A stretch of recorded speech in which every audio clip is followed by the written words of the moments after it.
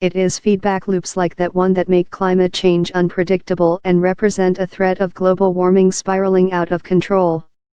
It's already begun, Thomas Crowther, professor in the Department of Environmental Systems Science of ETH Zurich, told Newspulse News.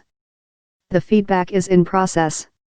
Crowther estimates that carbon dioxide and methane emissions from thawing soils are accelerating climate change about 12 to 15% at the moment, and said past IPCC reports that left out the feedback were way more optimistic than they should have been. The impact that it has on making the Earth darker by removing all the snow and ice is estimated by some to be 25 to 40% of the warming that we've experienced, Jennifer Francis, research professor at Rutgers University's Department of Marine and Coastal Sciences, told Newspulse News. In other words, global warming is that much worse. There's a lot of ways these things are totaled altogether.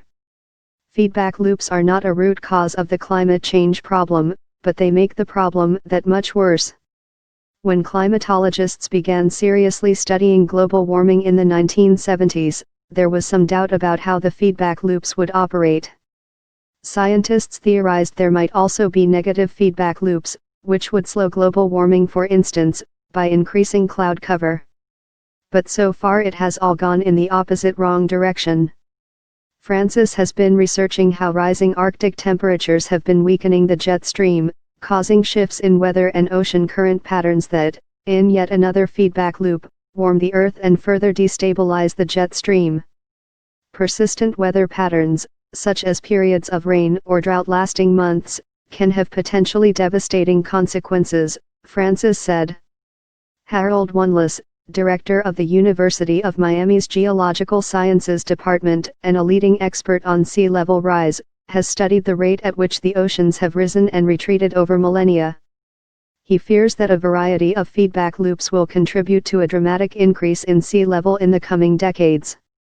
To Wunless, the evidence is clear that we've already reached a tipping point when it comes to the cascading impacts of climate change on sea level rise. It's sobering to realize the extent to which the planet's ecosystem is interconnected. For years, relatively little was known about the vital role the Arctic played in keeping the world stable. As the permafrost has begun to thaw, however, the global ramifications have become unavoidable.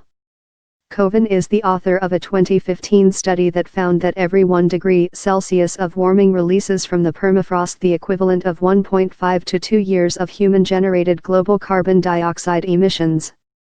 When you have warming, it causes the layer of soil that thaws every summer to thaw a bit deeper.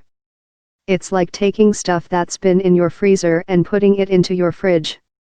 It doesn't last as long and it decomposes, and then you end up releasing greenhouse gases, carbon dioxide and methane.